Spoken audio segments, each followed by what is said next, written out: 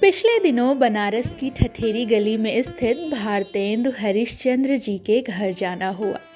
अब ये मेरा सौभाग्य ही था कि जिन भारतेंदु बाबू को हमने कोर्स की किताबों में पढ़ा था, आज मैं उन्हीं भारतेंदु हरिश्चंद्र जी के घर में बैठी थी।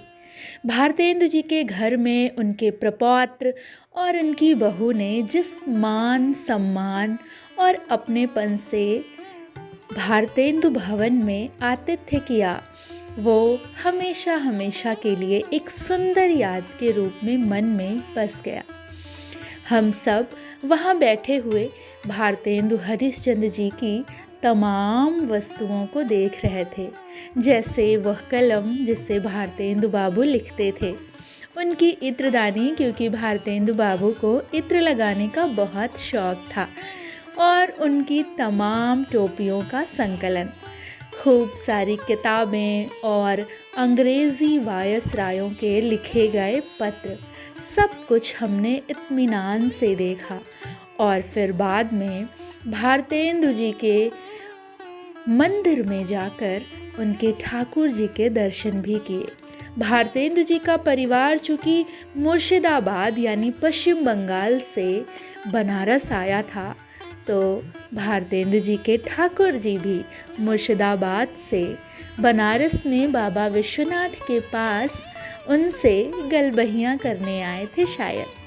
हम सब भारतेंदु भवन के आंगन में बैठे हुए साहित्य चर्चा कर रहे थे, गा रहे थे, गुनगुना रहे थे। उनकी बहू की फरमाइश पर मैंने भी एक कजरी गाई। सुनिए।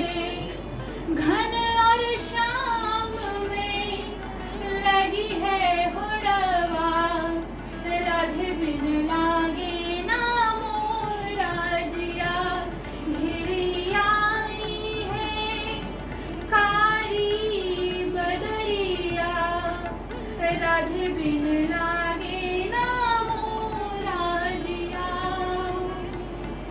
अब यहाँ पे कृष्ण जी हट करते हैं।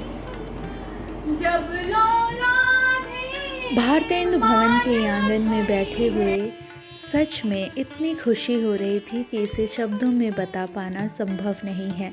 हमने विजिटर्स बुक में अपनी एंट्री की और एक सुंदर याद सजाकर लौट आए।